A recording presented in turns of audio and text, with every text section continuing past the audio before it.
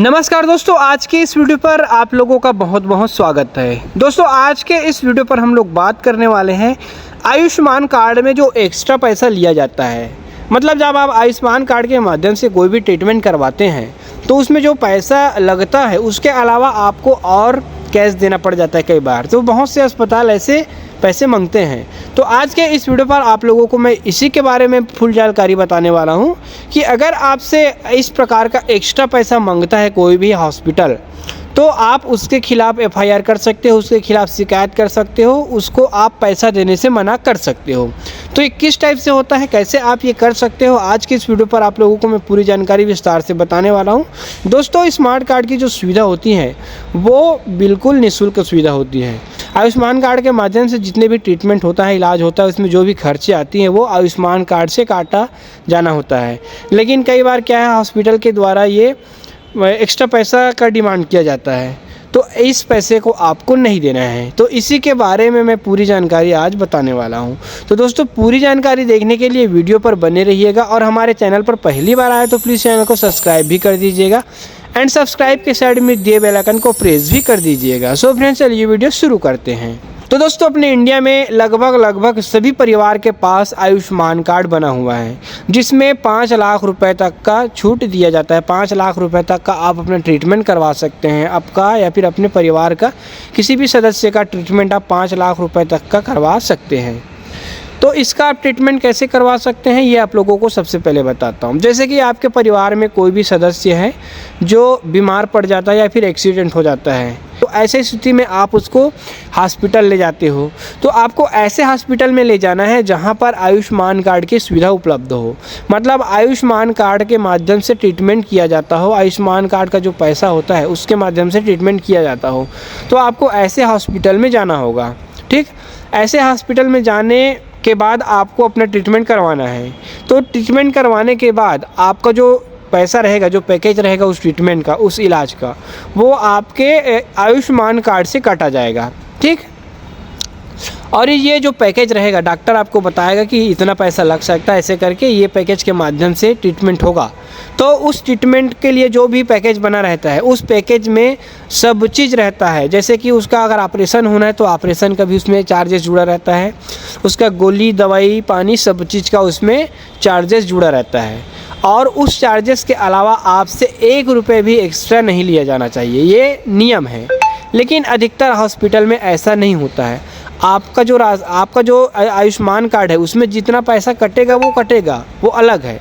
लेकिन आपसे एक्स्ट्रा पैसा और लिया जाता है। जितना आयुष्मान कार्ड में लगा है उससे ज़्यादा भी ले लिया जाता है, कई बार उससे कम भी ले लिया जाता है। मतलब ये निश्चित है कि आयुष्मान कार्ड में जितना पैसा आपका कटा है उतना से ही आपका काम नहीं बनेगा, आपसे एक्स्ट्रा पैसा लिया जाता है। लेकिन ये बिल्कुल गैर कानूनी है।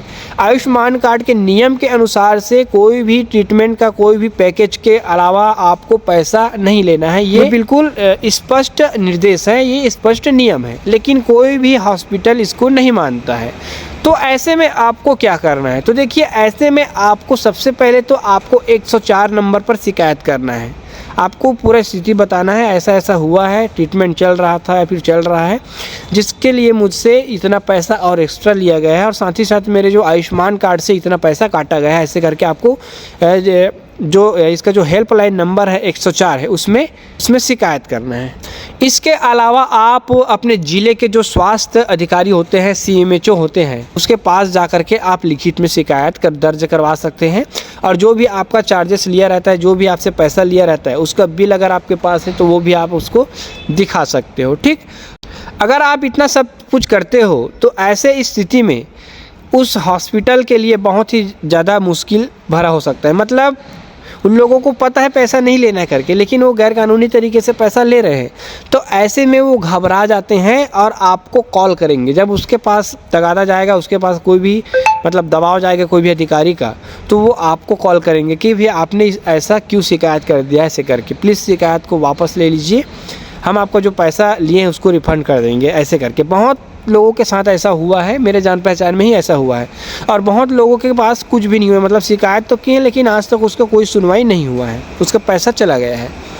तो अगर आपके पास ऐसा हो जाता है तो आपको शिकायत करना है। शिकायत कब करना है, जब आपका जो मरीज़ है उसका डिस्चार्ज हो जाए तब शिकायत करना है। क्योंकि डिस्चार्ज नहीं हुआ रहता है और आपका मरीज़ हॉस्पिटल में रहता है तो ऐसे स्थिति में डर बना रहता है कि कोई अनहोनी ना कर दे, डॉक्टर या जो उसका जो कंपाउंडर होते हैं उसका जो ट्रीटमेंट कर रहा है वो कोई अनहोनी ना कर दे मरीज़ के पास, ऐसा करके डर लगा रहता है, इसलिए हम लोग शिकायत नहीं करते हैं, अधिकतर ऐसे ही होता है।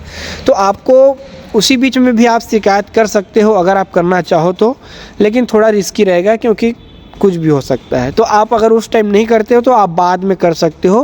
डिस्चार्ज होने के जस्ट दूसरे दिन बाद आप इसका शिकायत कर सकते हो और शिकायत करने के बाद आपको बिल्कुल कुछ ना कुछ रिज़ल्ट मिलेगा। इसके लिए आए दिन न्यूज़पेपर पर न्यूज़ आता रहता है, लेकिन फिर भी से इसमें कोई क्या बोलता है, कोई भी सुधार नहीं हो रहा है, कोई भी हॉस्पिटल सबक नहीं ले रहा है। सिर्फ अगर कोई भी शिकायत आ जाता है तो कुछ दिन के लिए बंद कर देंगे, उसके बाद फिर से वही सिस्टम चालू कर देता है। ये जो सब चीज़ हो रहा है वो मुख्य रूप से इसलिए हो रहा है क्योंकि गवर्नमेंट इस पर ध्यान नहीं देता है और गवर्नमेंट के द्वारा जो पैसा मिलता है बैंक हॉस्पिटल को वो भी बहुत लेट से मिलता है। तो ऐसे में जो हॉस्पिटल होते हैं एक्स्ट्रा चार्ज लेने के लिए बहुत ज़्यादा जोर देते हैं। तो इस पर विशेष रूप से गवर्नमेंट को ही ध्यान देना चाहिए और ये जो पूरी स्कीम है वो गवर्नमेंट की है, तो ऐसे में फिर उसी को ध्यान देना चाहिए। दोस्तों ये छोटी सी जानकारी अगर आप लोगों को थोड़ी सी भी अच्छी लगी हो तो प्लीज़ वीडियो को लाइक करके चैनल को सब्सक्राइब कर दीजिएगा एंड वीडियो को शेयर भी कर दीजिएगा। धन्यवाद।